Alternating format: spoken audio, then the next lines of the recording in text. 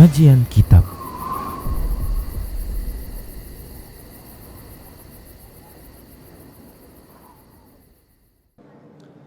Bismillah.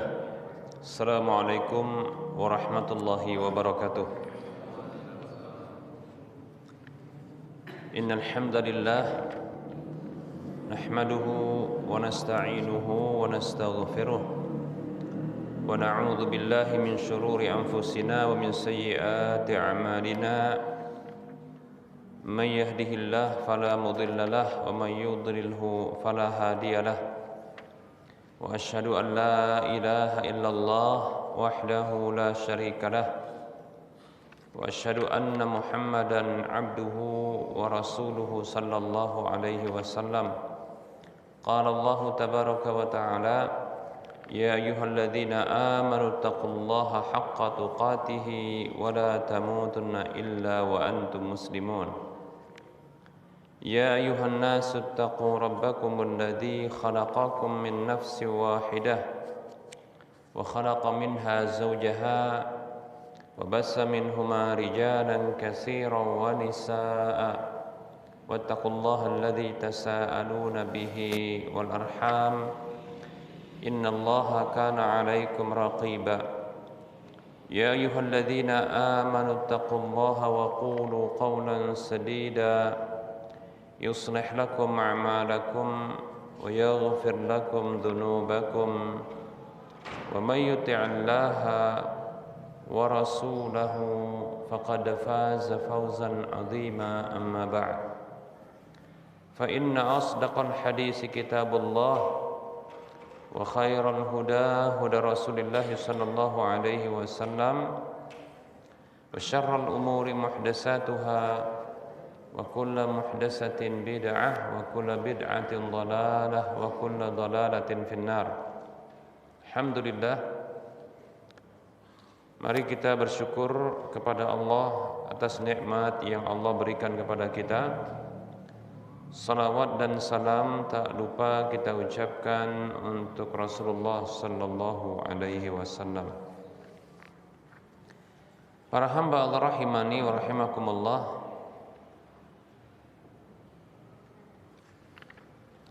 kita lanjutkan berikutnya bahasan melempar jumrah. Masih dalam pembahasan fikih haji dan umrah. Dan ini adalah bagian dari bahasan haji. Karena dalam umrah tidak ada melempar jumrah. Baik para hamba Allah rahimani wa rahimakumullah, melempar jumrah di Mina. Baik para hamba Allah rahimani wa rahimakumullah, dalam bahasa fikih disebut dengan ramyul jamarat. Ar-ramyu secara bahasa maknanya adalah al-qadhfu, yaitu melempar. Al-jamarat atau al-jamar maksudnya adalah al-ahjarus saghirah, yaitu bebatuan yang kecil.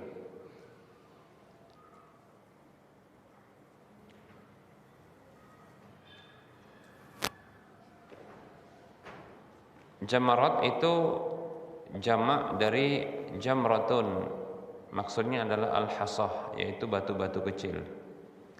Baik para hamba Allah rahimani wa rahimakumullah,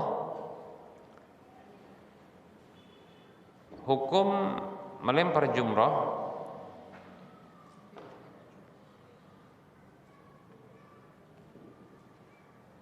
para ulama berbeda pendapat. Menurut pendapat jumhur ulama, melempar jumrah ini hukumnya adalah wajib, tidak boleh ditinggalkan. Kalau ditinggalkan maka wajib untuk membayar dendanya. Jumhur ulama menyebutkan beberapa dalil tentang kewajibannya. Di antaranya adalah hadis Nabi SAW yang dikeluarkan oleh Imam Muslim dalam kitab sahihnya, Imam An-Nasai dalam kitab sunannya, dan Imam Abu Daud dalam kitab sunannya, tentunya hadis yang sahih dari Jabir radhiyallahu anhu yang mengatakan, ra'aitun nabiyya sallallahu alaihi wasallam yarmil jamrata ala rahilatihi yauman nahri. Jabir mengatakan radhiyallahu anhu, aku melihat Nabi sallallahu alaihi wasallam melempar jumrah di atas tunggangan beliau di tanggal 10 bulan Dzulhijjah, yaitu di hari menyembelih. Wa yaqulu, dan beliau mengatakan, lita'khudhu anni manasikakum fa inni la adri la'alli la ahujju ba'da hijjati hadhihi.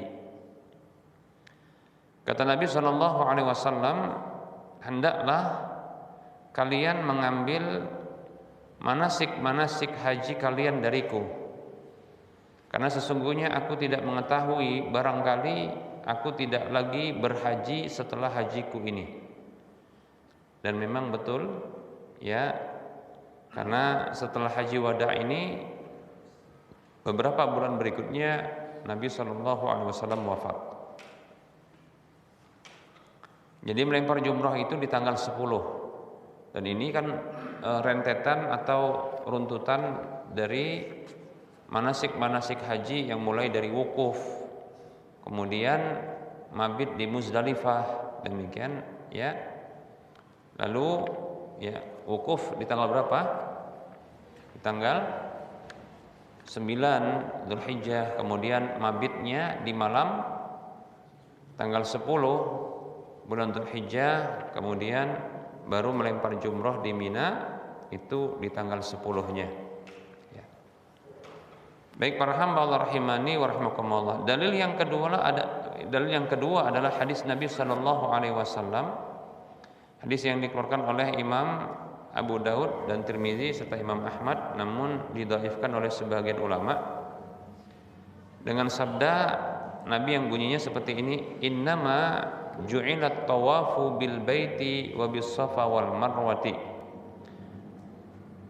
wa ramyul jimari li iqamati dzikrillahi.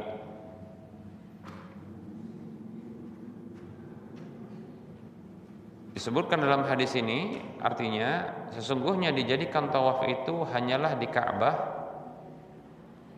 dan demikian pula keliling-keliling di antara Bukit Safa dan Marwa, dan dijadikan melempar jumrah itu hanyalah untuk mengingat, ya, untuk menegakkan ingat kepada Allah Subhanahu wa taala. Namun ini didhaifkan oleh sebagian ulama, ya.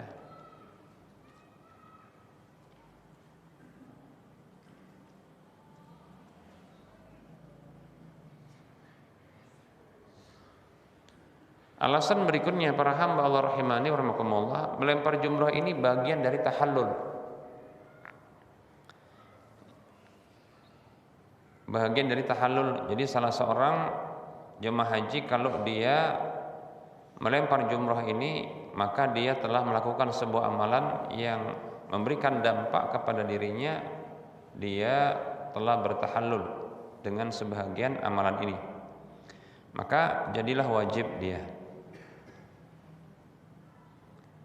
Fungsinya adalah untuk membedakan antara kondisi tahallul dengan kondisi ihram. Baik para hamba Allah rahimani wa rahimakumullah. Nah, ini pendapat jumhur ulama. Yang jelas hadis yang pertama tadi kita sebutkan ini dalam bentuk ya perintah, karena lamul amr masuk kepada fi'il mudhari, sehingga fungsinya adalah ya perintah, dan hukum asal perintah adalah wajib. Baik para hamba Allah rahimani wa rahimakumullah.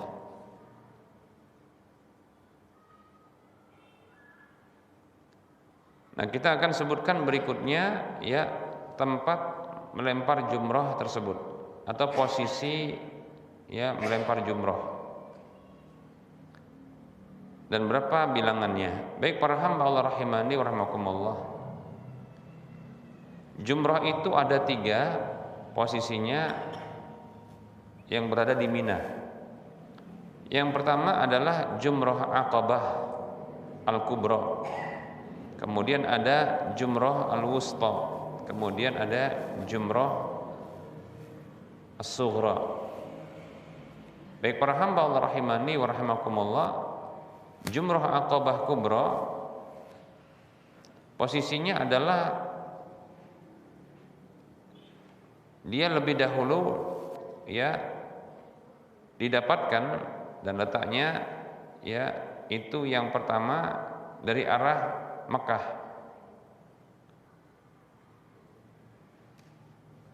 dan dia di posisi sebelah kiri bagi orang yang masuk menuju Mina. Itu disebut dengan Jumrah Aqabah Kubra. Posisinya yang pertama sekali ditemukan dari arah Makkah ya. Kemudian yang kedua adalah Jumrah Wusta. Jumrah Wusta ini ya letaknya setelah Jumrah Aqabah ya, dari arah Muzdalifah. Kemudian ada Jumrah Sughra, letaknya ya setelah Masjid Al-Khaif yang berada di Mina. Baik para hamba Allah rahimani wa rahimakumullah. Jadi ini bukan ngumpul berdekatan ya, jumrahnya bukan ngumpul berdekatan ya. Baik para hamba Allah rahimani wa rahimakumullah. Walaupun masih dari satu tempat Mina, hanya saja ya ini tidak ngumpul ya berdampingan satu dengan yang lainnya. Baik para hamba Allah rahimani wa rahimakumullah.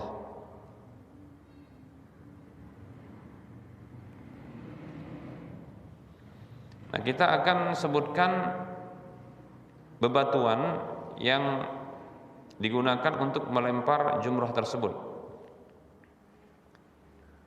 Dianjurkan bebatuan yang digunakan untuk melempar jumrah tersebut itu seukuran ya biji atau seukuran kacang ya, seukuran kacang, seukuran biji kacang, demikian. Tidak terlalu besar, tidak terlalu kecil, demikian ya.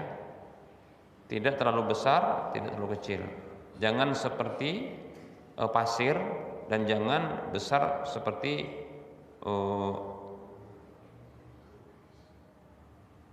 peluru, kita katakan ya. Tidak besar seperti peluru. Jadi sedang di antara keduanya. Baik para hamba Allah rahimani wa rahimakumullah.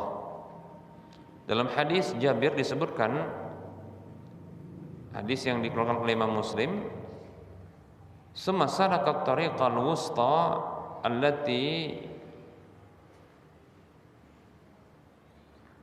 takhruju 'alal jamratil kubra inda syajarati faramaha bi sab'i hasayatin yukabbiru ma'a kulli hasatin minha mislu hasal hadaf, mislu hasal khadaf ya." Jabir mengatakan kemudian beliau sallallahu alaihi wasallam menempuh jalan yang ada di tengah, yang nanti keluarnya ke Jumrah Kubra yang ada di sisi pohon. Tapi sekarang sepertinya nggak ada pohonnya ya. Dulu ada pohonnya. Lalu beliau melempar Jumrah Kubra tersebut, Jumrah Aqabah Kubra itu dengan 7 batu. Beliau bertakbir bersamaan setiap batu dari yang 7 tersebut setiap melempar. Ukurannya seperti hasal khadaf ya. Hasal khadaf maksudnya bebatuan khadaf yang takarannya, ukurannya itu seperti biji kacang ya, demikian.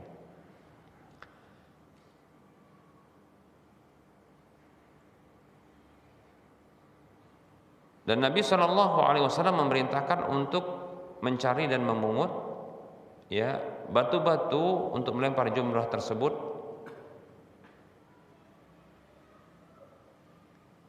yang berjumlah 7 untuk setiap jumrah dari bebatuan yang disebut Hasan Khadaf, demikian. Lalu Nabi mengatakan, ya, bi amsali haula'i farmu wa iyyakumul ghuluwa fid din fa innama ahlaka man kana qablakum al-ghulu fid din. Hadisnya diriwayatkan oleh Imam An-Nasa'i, Ibnu Majah dan Imam Ahmad. Dengan bebatuan seperti inilah hendaklah kalian melempar, ya. Jauhilah sikap berlebih-lebihan dalam agama, karena sesungguhnya telah celaka binasa orang-orang sebelum kalian karena sikap berlebih-lebihan di dalam agama. Jadi jangan terlalu besar, ya. Jangan terlalu besar, jangan terlalu kecil, demikian, ya. Dan anehnya sebahagian kaum muslimin, ya, karena ketidaktahuan mereka, lebih tepat kebodohan mereka, nah mereka ini terkadang melempar bukan hanya dengan batu yang besar, kurang puas mungkin, ya, karena mungkin bayangan mereka itu melempar setan. Dan saya pernah dengar langsung, ya, ustadz yang bisa dikatakan juga tidak paham tentang sunnah haji, demikian, ya. Mereka itu menganggap, ya, melempar jumrah itu melempar setan, gitu, ya. Jadi kurang mantep rasanya kalau batu-batu itu ukurannya seperti biji kacang, kurang mantep, maka pilih agak besar dikit, ya. Padahal jangan sampai lebih besar ketimbang peluru, demikian.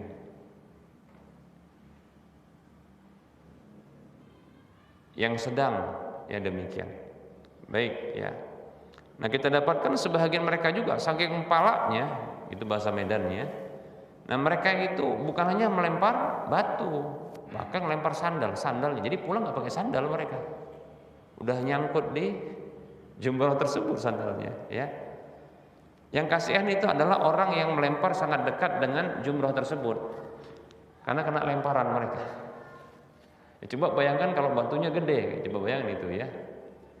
Baik para hamba Allah rahimani warahmatullah. Terkadang pun mereka melemparnya dengan sekuat tenaga. Ya, coba bayangkan, dipilih batu yang agak besar, tambah lagi sandal, kan gitu, ya. Kemudian apa? Melemparnya sekuat tenaga. Nah, ini kita katakan, ya, inilah sikap berlebihan. Ini sikap berlebihan. Ini sudah dilarang sama Nabi Shallallahu Alaihi Wasallam. Sikap berlebihan seperti ini. Ya, semoga Allah Subhanahu Wa Taala memperbaiki kaum muslimin, ya, dengan kembali belajar agama, ya, mengenal sunnah-sunnah Nabi mereka. Baik para hamba Allah rahimani wa rahimakumullah. Baik para hamba Allah rahimani wa rahimakumullah. Nah, lihat berikutnya, ada juga sebahagian orang yang keliru di dalam menetapkan pengambilan batu tersebut, di mana harus diambil batunya. Terkadang mereka menetapkan pengambilan batu tersebut itu harus di Musdalifah. Nah, gitu. Di Musdalifah. Padahal sebenarnya, ya, tidak harus. Boleh bagi seorang jemaah haji untuk dia mengambil dan memungut batu-batu yang dilempar itu di mana saja yang dia inginkan, ya. Karena Nabi Shallallahu Alaihi Wasallam tidak menentukan tempatnya, tidak membatasi tempatnya, demikian.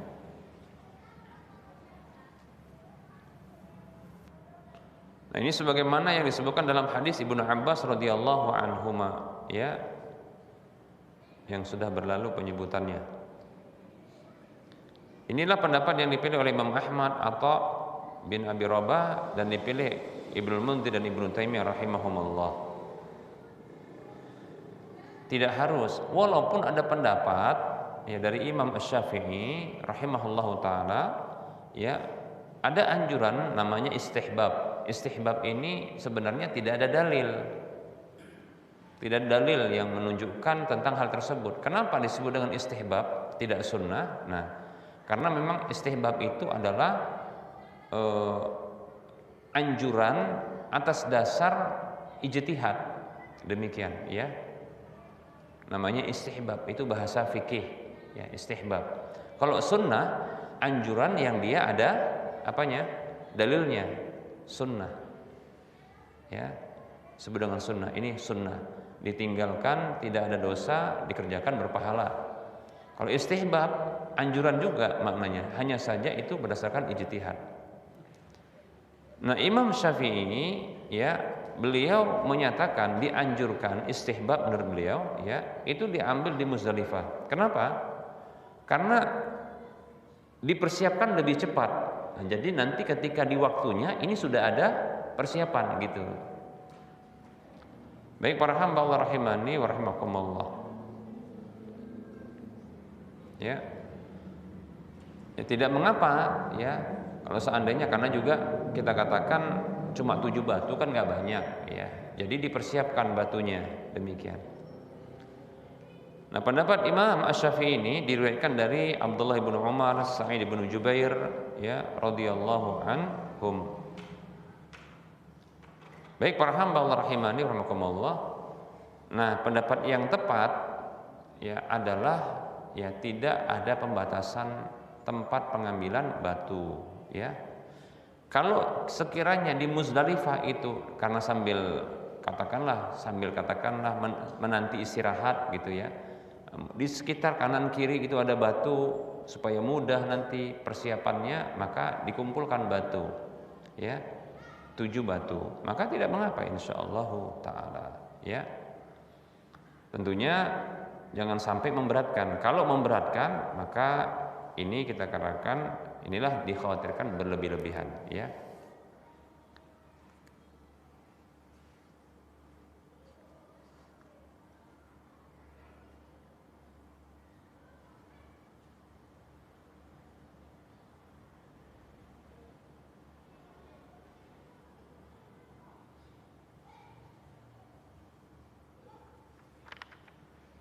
Baik para hamba Allah rahimani wa rahimakumullah, boleh enggak melempar jumrah itu dengan batu-batu yang sudah dilemparkan? Jadi mengutin batu-batu yang sudah terlempar oleh orang gitu kan, dikumpulin gitu, ya. Maka di sini ada perbedaan pendapat. Ya, pendapat yang pertama adalah pendapat jumhur ulama yang mengatakan boleh tapi makruh. Boleh tapi makruh. Demikian. Ini jumhur ulama. Adapun Ibnu Hazm rahimahullah taala mengatakan boleh, ya, dan tidak dimakruhkan. Demikian.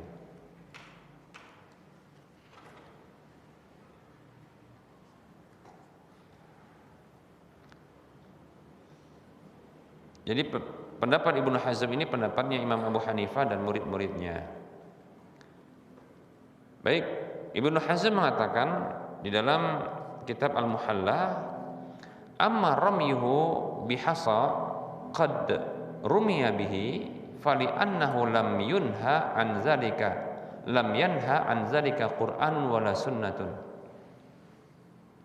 Adapun melempar jumrah tersebut dengan bebatuan yang sudah pernah dijadikan sebagai alat pelempar, maka sesungguhnya tidak ada satupun Al-Quran, maksudnya ayat Al-Quran maupun hadis itu yang melarang tentang hal tersebut.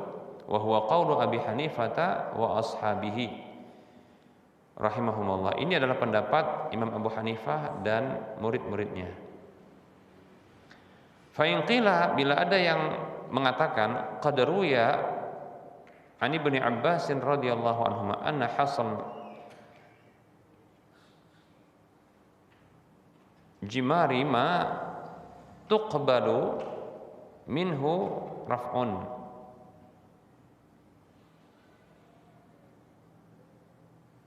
wa ma lam yataqabbal minhu, ya, anna hasal jimari ma tuqbalu minhu ya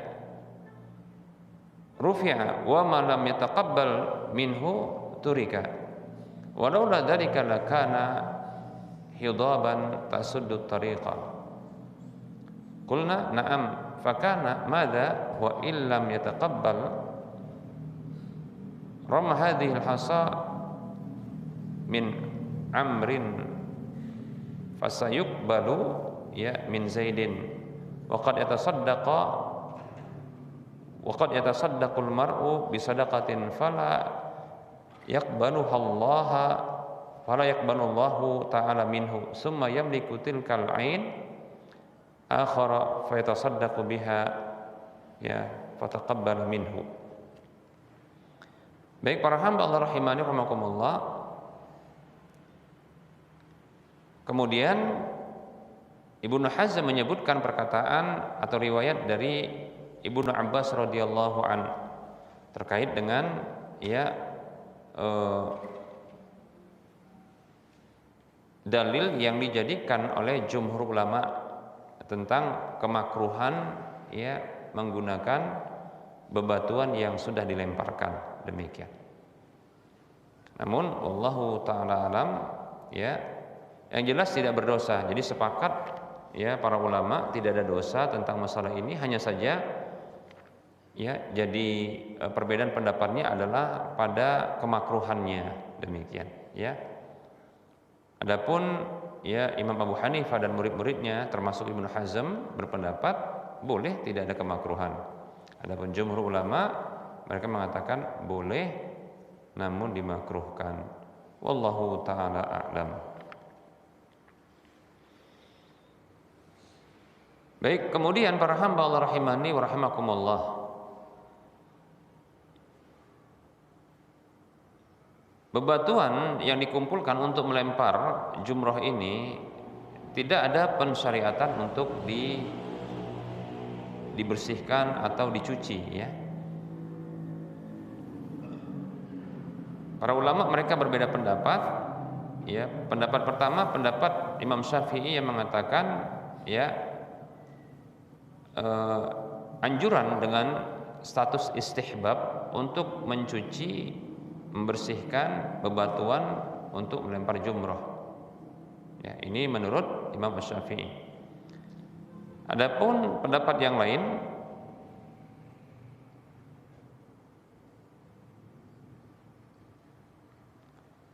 tidak ada syariat untuk melempar, tidak ada syariat untuk mencuci batu yang digunakan untuk melempar jumroh karena tidak ada dalilnya. Ibnu Munzir rahimahullahu taala mengatakan la yu'lamu fi syai'in minal ahadisi anna an-nabiy sallallahu alaihi wasallam ghasalaha aw amara bi ghasliha wa la ma'na li ghusliha wa kana Atha wa Sauri wa Malik wa katsirun min ahli al-ilmi la yaruna ghuslaha. Ibnu Munzir mengatakan dalam kitab Majmu' ya, tidak diketahui sedikit pun dari hadis-hadis bahwa Nabi sallallahu alaihi wasallam itu pernah mencuci batu-batu untuk melempar jumrah, dan tidak juga diketahui beliau memerintahkan untuk mencucinya, dan tidak ada fungsinya untuk mencucinya ya. Atha bin Abi Rabah, Sufyan Ats-Tsauri dan Imam Malik serta kebanyakan dari para ulama tidak berpendapat anjuran mencucinya. Waqala, dan beliau mengatakan wa rawaina an Tawus bin Kaisan ya annahu kana yaghsiluha, dan kami meriwayatkan dari Tawus bahwasanya beliau pernah mencucinya. Baik, para hamba Allah rahimani wa rahimakumullah, jadi di sini ada perbedaan pendapat ya, ada yang mencucinya karena ada tabi'in seperti Tawus yang pernah mencucinya, sehingga ini mungkin barangkali yang menjadikan Imam Syafi'i ya mengatakan ini dianjurkan, mustahab ya. Namun wallahu ta'ala alam, bisa jadi mencucinya itu dikarenakan kotor ya, demikian. Adapun bila dia hanya debu saja maka tidak mengapa, ya. Yang jelas tidak ada dalil dari Nabi anjuran untuk mencucinya. Wallahu taala alam. Kemudian ketika melempar jumroh ini boleh dalam kondisi berkendara, ya, berkendara. Ini berdasarkan riwayat hadis dari Qudamah ibnu Abdillah radhiyallahu anhu yang mengatakan, ra'aitu Rasulullah sallallahu alaihi wasallam yarmi jamratal aqabati yauman nahri ala naqatin lahu sahba la darba wala tarda wala ilaika, ya.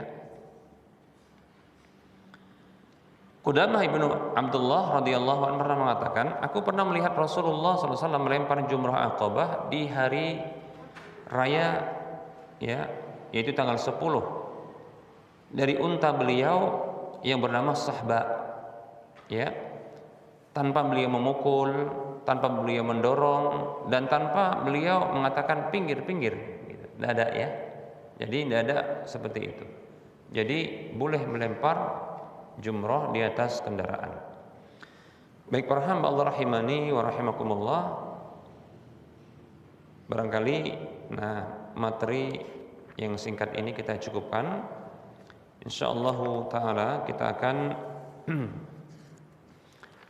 sebutkan dan kita lanjutkan pembahasan pada waktu yang akan datang terkait dengan penetapan waktu melempar dan jumlahnya dan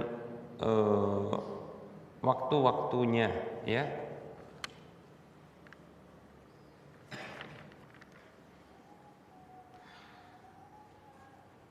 Dan insyaallah ta'ala juga kita akan bahas tentang sunnah-sunnah melempar jumrah tersebut. Insyaallah ta'ala kita lanjutkan pada waktu yang akan datang. Kita cukupkan penyampaian materinya dan kita buka sesi soal jawab. Bagi yang mau bertanya dipersilahkan.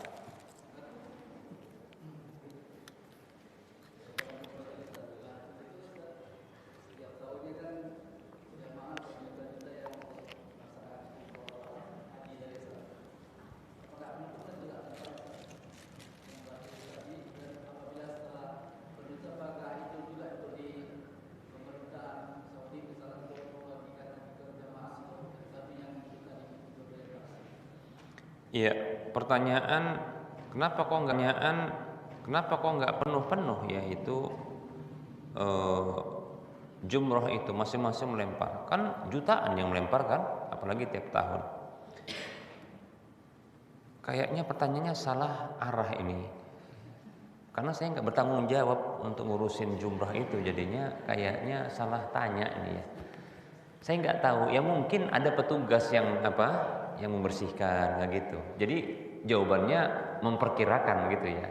Barangkali ada petugas yang menyingkirkan batu, mengurangi, seperti itu. Apalagi ada pendapat tadi mengatakan bahwasanya tidak mengapa menggunakan batu yang sudah dipakai untuk melempar, begitu.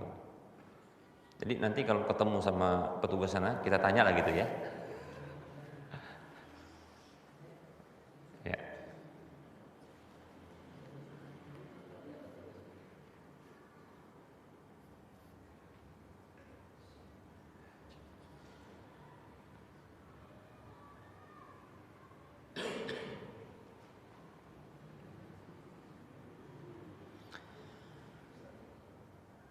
Baik, silakan.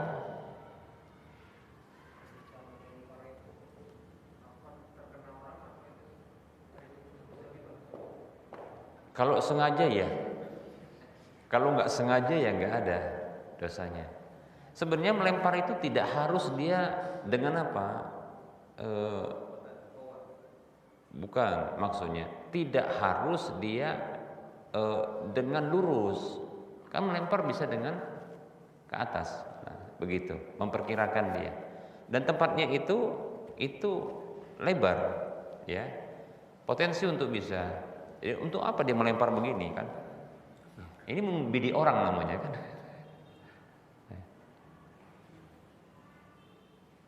Nah, begitu, ya. Jadi kalau menyengaja untuk melempar dengan kuat, dan dia tidak peduli dia kena orang atau tidak kena. Nah, ini kita katakan berdasarkan niatnya dia sudah ya potensi besar jatuh kepada kezaliman karena tidak peduli kena orang atau tidak. Ya. Nah, kalau itu contohnya ya dia khawatir menzalimi orang, lalu dia mendekat dan mengambil posisi yang memungkinkan dia bisa melempar dan masuk ke tempatnya. Nah, seperti itu kalaupun kena orang berarti tidak sengaja gitu loh, paham ya? Tapi kalau nggak peduli, pokoknya aku lempar katanya. Ya kalau begini, kalau kena orang sementara nggak peduli, berarti ada kesengajaan mau kena atau tidak, dia tidak peduli. Orang terzalimi ataupun tidak, dia tidak peduli. Orang seperti ini yang abai terhadap hak orang lain, maka bisa jatuh kepada dosa. Ya, dosa kezaliman tentunya, ya. Sebesar niat dan maksudnya. Baik, ada pertanyaan yang lain? Nah, ini ada pertanyaan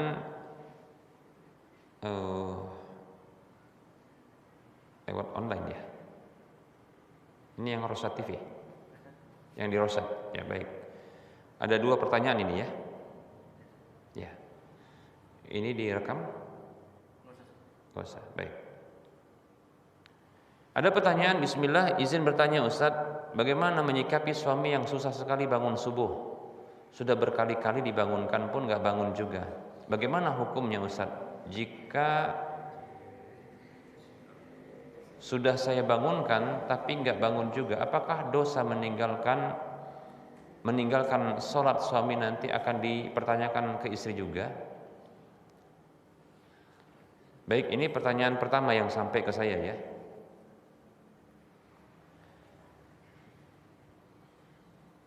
Yang saya bacakan ini ya. Baik. Tentunya setiap kita berkewajiban untuk mengingkari kemungkaran semampu kita. Ya, semampu kita untuk mengingkari kemungkaran. Meninggalkan sholat merupakan kemungkaran. Melewatkan sholat dari waktunya, ya, itu juga kemungkaran. Maka setiap kita mencegah kemungkaran semampu kita. Seorang istri mendapati suaminya tertidur, maka kewajibannya adalah membangunkannya untuk bisa sholat di waktunya. Susah bangun, dibangunkan semampunya, demikian. Ya, karena memang mengingkari kemungkaran itu semampu kita. Rasulullah bersabda dalam sebuah hadis yang sifatnya umum dalam hal pengingkaran, ingkarul munkar, hadis yang diriwayatkan oleh Imam Muslim dalam kitab sahihnya, dan ini hadis dari Abu Hurairah radhiyallahu anhu. Nabi mengatakan sallallahu alaihi wasallam, "Man ra'a minkum munkaran falyughayyirhu biyadihi." Siapa saja yang melihat kemungkaran di antara kalian, maka cegahlah dengan tangannya. Fa illam yastati', kalau dia tak mampu, fa bilisanihi, dengan lisannya. Fa illam yastati' fa biqalbihi, kalau dia tak mampu maka dengan hatinya. Wa dzalika ta'aful iman, dan itu selemah-lemah iman. Baik, beberapa trik yang barangkali bisa dilakukan oleh seorang istri, ya. Ada hadis yang bunyi seperti ini.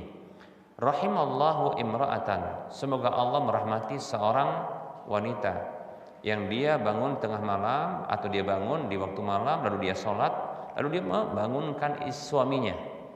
Bila enggan suaminya maka dia cipratkan pada wajahnya. Demikian. Nah, barangkali ini bisa dilakukan ya dengan cara ini, sementara ini adalah sholat sunat, itu sholat wajib. Maka ini tentunya bisa digunakan sebagai trik dan caranya, yaitu memercikan air. Ingat ya, dipercikan air bukan seember air. Ya. Nah, ini bisa jatuh talak, kena pukul lagi nanti kan gitu. Ya. Cukup dengan cipratan saja. Yang lebih ampuh daripada itu adalah kecupan. Sayang, bangun. Sayang, bangun. Jangan sampai dibangunkan malaikat maut, bilang begitu. Ya. Nah, begitu ya. Nah, insya Allah bisa bangun cepat juga ya, insya Allah. Baik, jadi hal-hal yang memungkinkan untuk bisa dibangunkan. Nah, kalau contohnya sudah dibangunkan, ya, makanya cara membangunkannya pun itu pakai interval waktu, interval waktu. Jadi ketika dengar azan atau katakanlah ya masih 5 menit sebelum azan sudah dibangunkan, ya, dibangunkan. Bisa contohnya dielus kepalanya, ya, badannya, ya, digoyang kakinya, nah seperti itu, ya. Kemudian begitu azan diingatkan seperti itu, ya.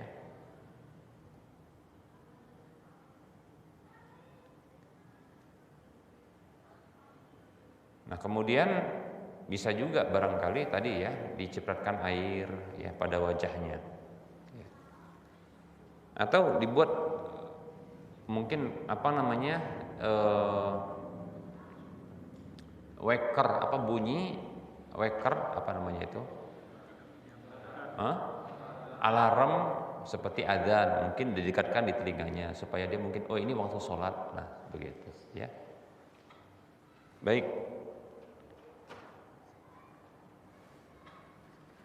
ini yang pertama ya. Kalau istri sudah melakukan semaksimal mungkin tindakan-tindakan untuk membangunkan, maka kalau suami tak bangun juga apa boleh buat ya? Apa boleh buat? Yang jelas istri sudah semaksimal mungkin. Kemudian pertanyaan berikutnya, Assalamualaikum Ustaz, mohon pencerahan. Saya ingin kredit mobil di bank syariah.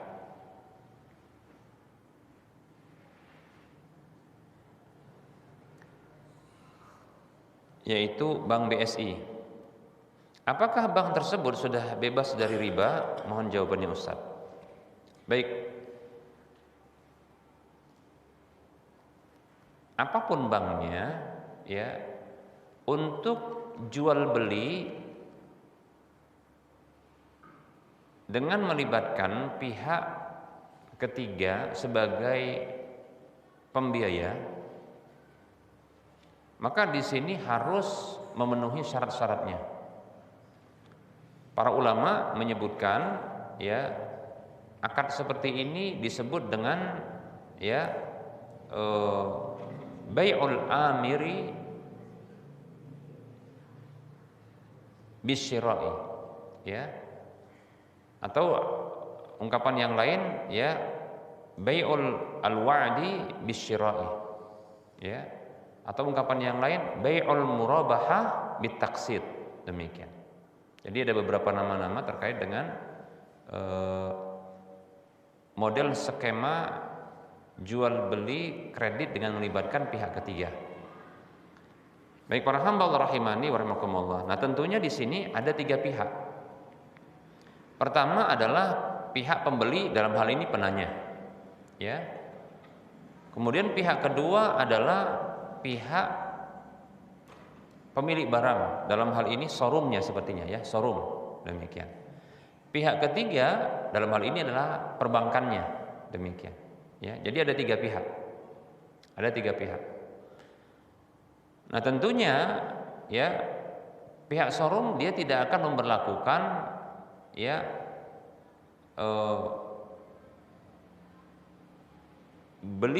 jual beli atau menjual barang dengan cara bertahap pembayarannya dari dirinya. Sepertinya dia tidak melakukan itu. Makanya dia melibatkan perbankan dalam hal tersebut, ya. Karena dia ingin dapatkan cash, itu pihak showroomnya. Demikian. Keterlibatan pihak ketiga ini karena ada peluangnya untuk masuk dari sisi pembiayaan, ya, di mana pembeli tidak memiliki uang yang cukup untuk membeli kontan. Maka di sini dia masuk, demikian.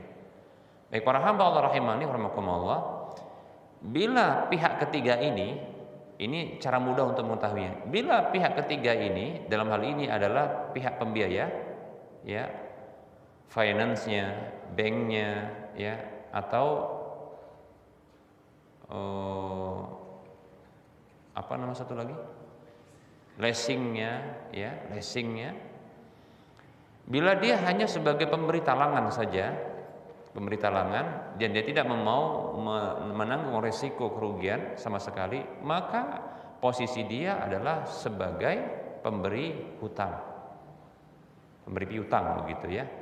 Maka pembeli yang berhutang kepada dirinya dengan cara ya pihak leasing, finance atau perbankan itu yang membayari kontan, nah, nanti bayar dengan cara berlebih kepada siapa? Pihak bank. Pembeli membayar cara lebih. Nah, seperti itu. Kalau seperti ini jelas ini riba. Ya, riba hutang piutang, riba jahiliyah. Ya. Kullu qardin jarra manfaatan fahuwa wajhun min wujuhir riba. Setiap hutang piutang yang menarik manfaat tambahan apa saja, ya, maka dia salah satu dari bentuk-bentuk riba, yaitu riba hutang piutang. Nah, untuk keabsahan dan kebolehannya, maka pihak ketiga sebagai pembiaya dia harus masuk sebagai pembeli baru. Nah, gitu dia. Syaratnya setidaknya ada 5. Syaratnya ada 5. Pertama adalah ya tidak ada satupun penetapan harga yang mengikat atau keuntungan yang mengikat. Jadi ketika contohnya sang calon pembeli ya dia meminta kepada pihak perbankan ya untuk membelikan, maka tidaklah ada ya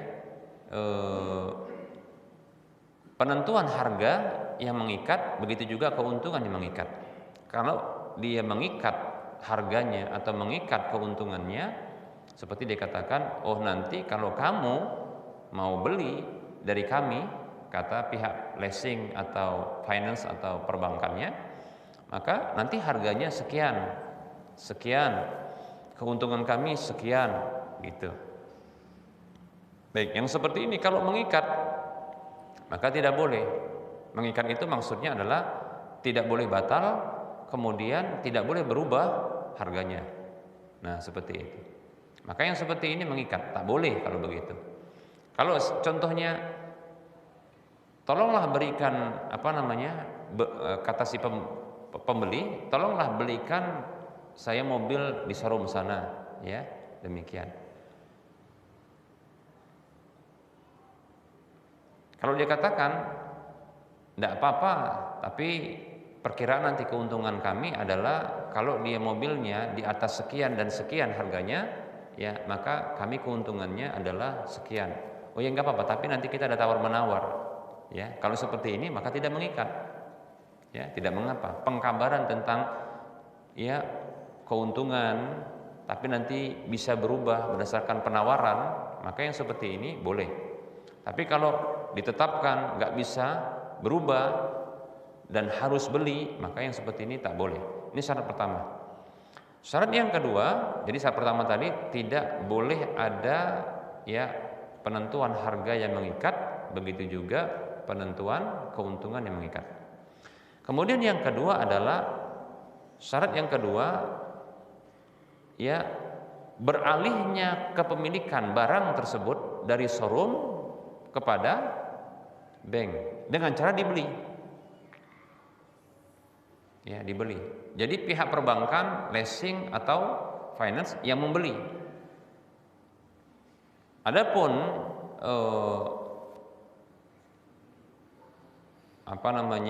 karakter dari kalau bahasa kita karakter sifat-sifat barang speknya, spesifikasi barang tersebut itu ditentukan oleh siapa? Si pembeli, nggak apa-apa. Saya pingin contohnya mobilnya katakanlah merek ini, tipe ini, warna ini, tahun ini, nah gitu contohnya. Ya, sebutkan itu nggak masalah dan memang harus begitu. Ya, sesuai dengan karakternya atau sesuai dengan spesifikasinya, demikian. Baik, ya. Nah, kemudian syarat yang kedua tadi apa? Dibeli oleh siapa? Pihak ketiga. Pihak ketiga, demikian. Dibeli dan beralih kepemilikannya kepada pihak ketiga. Jadi dibeli oleh siapa? Oleh pihak perbankan atau finance atau leasing, dan beralih kepemilikannya kepada leasing. Nah, baru setelah itu muncul baru akad. Nah, seperti itu. Akadnya setelah dimiliki. Ya. Jangan sampai nanti ini ya menjual barang yang dia belum dimiliki. Nah, jadi dua syarat pertama dan kedua ini fungsinya sebenarnya untuk tidak jatuh kepada menjual barang yang tidak dimiliki. La tabi' ma laisa indak. Jangan kamu menjual barang yang belum kamu miliki. Demikian. Syarat yang ketiga adalah ya menghindari siasat licik riba, yaitu tidak memberikan uang sebesar harga barang kepada calon pembeli, ya, lalu dia membeli. Nah, itu syarat ketiga, tidak boleh seperti itu. Jadi syarat yang ketiga harus terpenuhi, yaitu sang pembeli tidak menerima uang sebesar harga barang lalu dia membeli. Nah, seperti itu. Karena ini bisa terhitung siasat riba, ya, demikian. Jadi kalau mau katakanlah pihak leasing, pihak perbankan atau pihak apa namanya, satu lagi finance, dia yang nggak turun langsung, maka dia harus tunjuk orang, delegasi atau wakilnya. Jangan orang yang mau calon pembeli, begitu, paham ya? Orang lain yang dia bayar, nah begitu. Untuk membeli dan beralih nanti kepemilikan kepada dia. Kemudian syarat yang keempat adalah diberlakukan hak khiyar, yaitu hak pilih untuk lanjut atau batal, dan itu diberikan kepada calon pembeli. Jadi calon pembeli tidak dipaksa dia untuk beli. Jadi pembeli dia punya kebebasan. Ketika contohnya nggak cocok, maka dia mundur. Nah gitu. Baru syarat yang kelima, tidak ada denda keterlambatan. Ada sebagian lagi, ada syarat yang lain, tidak ada asuransi, demikian, ya, dan seterusnya. Baik. Jadi kalau kita urutkan, kalau mau seperti ini, yang boleh seperti ini. Tadi ada 3 pihak, ya. Ada pihak pertama calon pembeli, pihak kedua sebagai showroom, pihak ketiga sebagai pemilik modal. Jadi pihak pertama, ya, dia mendatangi salah satunya. Boleh. Katakanlah kalau dia dikatakan, dia ke showroom bilang, oh, showroom kan tentunya nggak akan terima kredit. Kenapa? Karena dia harus dapat kontan. Kalau mau ke bank itu atau ke leasing itu, kan begitu. Mau namanya leasing, mau namanya bank, kalau dipenuhi syarat ini, insya Allah jadi sah. Ya, walaupun mungkin dia bank konvensional, tapi kalau syarat ini dipenuhi maka sah. Jadi pihak pertama pembeli itu datang. Sebenarnya datangnya adalah nantinya kemana hasilnya? Ke pihak ketiga sebagai pembiaya. Dia katakan, tolong belikan ya kendaraan ini dengan spek seperti ini. Nah begitu. Atau mungkin dia punya punya juga dia modul katalognya. Kami juga ada jual katanya. Oke, nggak apa-apa. Baik, tolong belikan yang ini katanya. Oke, yang ini. Maka kalau dia sebutkan katalog sudah tentukan, adapun harga-harga yang ditetapkan di situ itu tidak mengikat, ya. Dan ada boleh penawaran. Nah begitu. Itu hanya perkiraan. Boleh nggak masalah. Tapi pokoknya nggak mengikat. Kemudian syarat yang berikutnya adalah sirkulasinya, stepnya, langkah-langkahnya. Jadi pihak pertama datang kepada pihak pembiaya dengan dia menyebutkan keinginannya untuk dibelikan kendaraan atau barang itu. ditentukan speknya ini, baik. Adapun harga-harga kalaupun disebutkan maka syaratnya tidak boleh mengikat, bisa berubah. Kemudian baru pihak pembiaya, bank, finance atau leasing itu dia membeli barang itu. Bukan membelikan, membeli. Jadi dia pembeli baru. Dia beli kepada pihak kedua itu showroom lalu dimiliki oleh dia, berpindah kepemilikan. Paham ya? Harus berpindah kepemilikan kepada dia. Demikian. Nah, kemudian setelah itu barulah nanti ada apa? Ada akad, dipanggil tadi calon pembelinya. Barang sudah ada sama kami, maka mari kita transaksi. Nah, begitu ya. Baik, ketika transaksi maka nggak boleh dipastikan harus beli, ya, karena bisa jadi penawaran nggak cocok, ya. Kemudian begitu deal maka katakanlah ditentukan satu harga, ya, dari tawaran harga ditentukan satu harga 5 tahun, maka harga jadi sekian, dicicil sama 5 tahun, DP sekian, kemudian bulanannya sekian. Sepakat? Sepakat. Berarti satu harga ditetapkannya. Dan syarat berikutnya tidak ada riba, tidak ada denda keterlambatan ketika itu. Dan satu lagi, tidak boleh, bentuk denda keterlambatan adalah tidak boleh beralih kalau nggak sanggup 5 tahun itu masuk tahun ke-6, nggak boleh gitu, paham ya? Tentunya harga berbeda. Maka penambahan harga kalau tahun ke-6 ini dianggap denda keterlambatan dan itu adalah riba. Nah, seperti itu. Sudah, begitu saja. Wah, payahlah Ustaz kalau begitu. Nggak bisa kayak gitu, karena biasanya katalog itu di situ sudah ditentukan harga dan itu harus jadi begitu. Ya kalau gitu berarti tidak syar'i. Itu dia, tidak syar'i.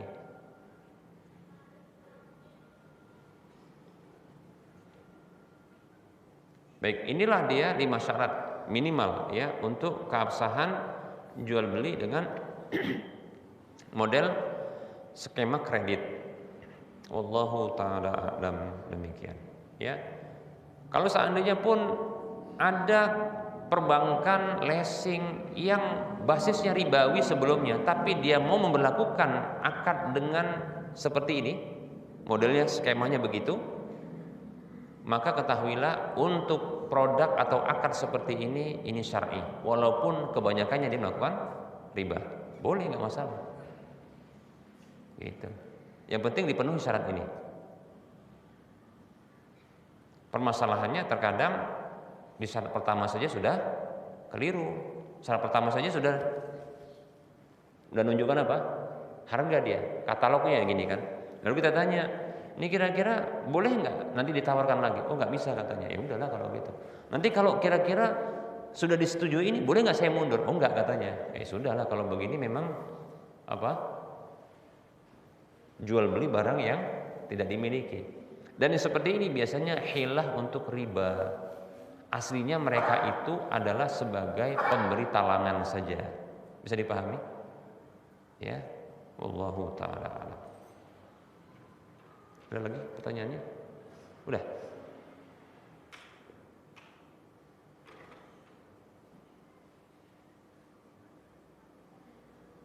Yang di nomor 1 lagi? Sama.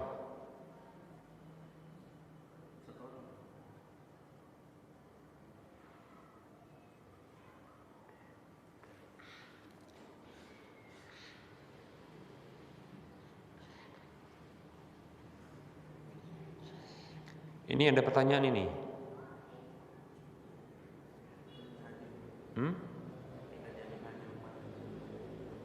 Oh.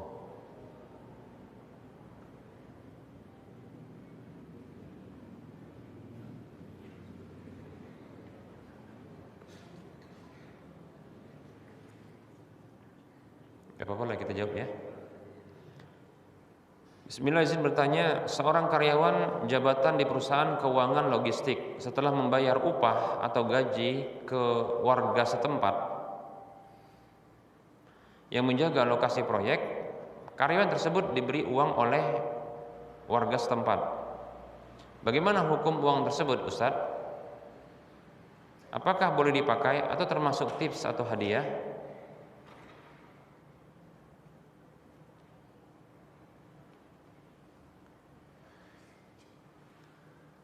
Seorang pekerja yang dia digaji untuk sebuah pekerjaan, lalu atas pekerjaan yang sudah didapatkan gajinya itu, dia mendapatkan tambahan bukan dari pihak yang menggaji. Kalau dari pihak yang menggaji disebut dengan bonus. Tapi kalau dari pihak yang bukan menggaji, ya, bukan yang memberikan pekerjaan kepada dia, maka tambahan tersebut, hadiah tersebut, tips tersebut, ya, itu termasuk ghulul, harta khianat.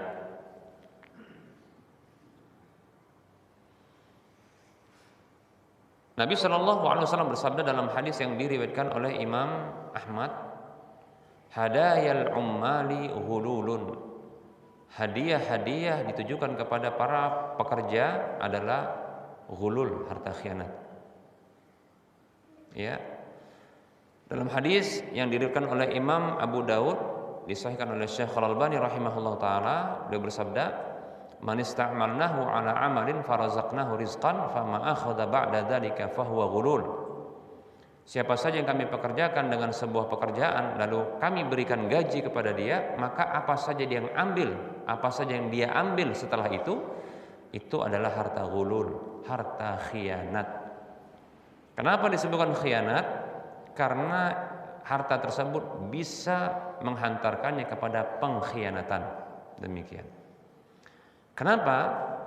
Karena nanti dia tidak akan profesional dalam kerjanya. Karena terbiasa dia mendapatkan tips, ya, hadiah, maka dia tidak akan bekerja dengan baik kecuali bila ada tips. Padahal dengan gaji yang semestinya yang sudah diberikan dan diarahkan kepada dia, itu sudah punya kewajiban dia untuk profesional dalam kerjanya. Bisa dipahami? Nah, inilah yang sesungguhnya sudah merusak tatanan negara kita saat ini dan beberapa negara-negara yang lain.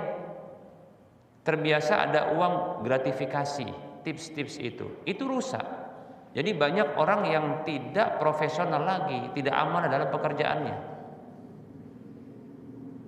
Sekretaris desa nggak akan dia selesaikan pekerjaan membuat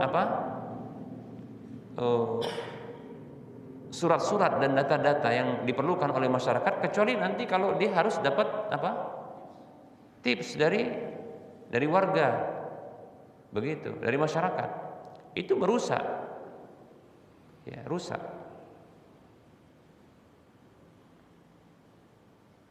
Dan itu banyak sekali kita dapatkan. Hak-hak kita itu apa? Ya, tertahan dikarenakan harus adanya tips. Lihat itu. Padahal orang yang memberikan tips itu tadi awalnya ikhlas-ikhlas saja, ikhlas tapi merusak, nggak boleh. Ya, maka jangan berikan tips kepada para pekerja, nggak usah. Kalau mau kasih sama siapa? Ownernya yang memberikan pekerjaan. Sambil nitip kasih tahu begini, tuh pekerja kamu bagus itu, ya, ini tolong kasihkan sama dia, atau ini tolong ini, ya silakan nanti karena pelayanan pekerjaan sini bagus, nah ini silakan nanti berikan kepada para pekerja yang berdedikasi, begitu. Cobalah kalau kita punya proyek kita terkadang tertahan, betul nggak? Gara-gara apa? Nggak turun macam-macamnya, nggak turun. Ini nanti permohonan ini nggak bisa turun, kasih siram duit dulu kan gitu. Main siram-siram, bagus siram air panas sekalian, mati dia. Ya, nah begitu, itulah itu bikin pengkhianatan, berkhianat terhadap pekerjaan. Yang di dunia pekerjaan ini tahulah ini kan begitu. Saya capek dapatkan pertanyaan begini. Ini untuk pertanyaan keberapa kali ini? Ya, jawaban saya selalu begitu. Sehingga pun pemerintah pun melarang adanya gratifikasi, paham nggak? Itu dilarang. Gratifikasi itu dilarang. Kenapa? Bikin rusak itu. Ya. Sampai dalam bentuk-bentuk rincian, apa saja gratifikasi disebutkan, uang dalam bentuk amplop, parcel, macam-macam itu disebutkan. Nggak boleh itu. Jadi jangan sepele, maksudnya mau bersedekah kepada orang yang kerja, sementara dia sudah dipekerjakan, dapat gaji, kita puas dengan pelayanan dia, maka kita katakan sudah selayaknya dia itu memberikan kepuasan kepada kita, walaupun dia bukan anak pemuas, tapi wajib bagi dia memberikan kepuasan kepada kita dari sisi pekerjaan. Kenapa? Karena kita bayar, paham nggak? Gitu. Nah, kalau kita mau memberikan apresiasi,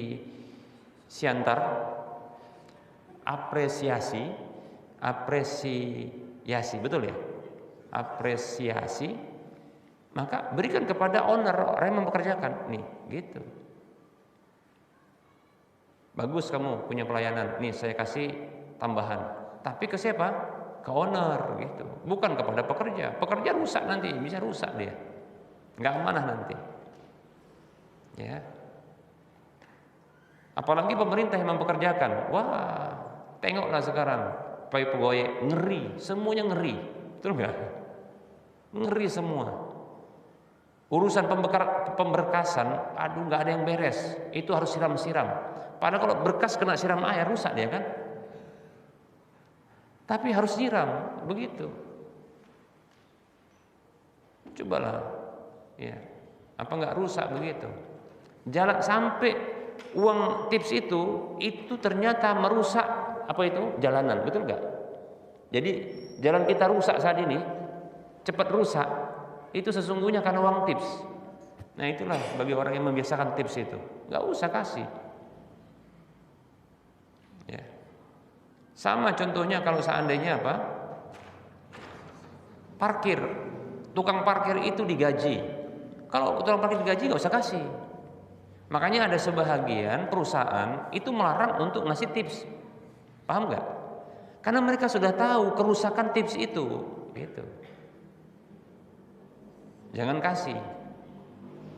Nah gitu. Tapi kalau tukang parkir yang di jalan-jalan itu ya, itu nggak digaji dia, itu dapat upah dari kita. Nah gitu, paham ya?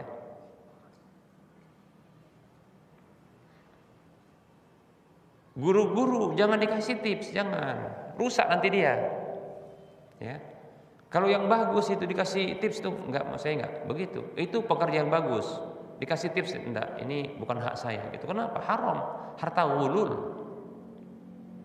Ya, pada hari kiamat kelak itu harta ghulul akan dibawa sama dia, di pundak dia. Itu dia.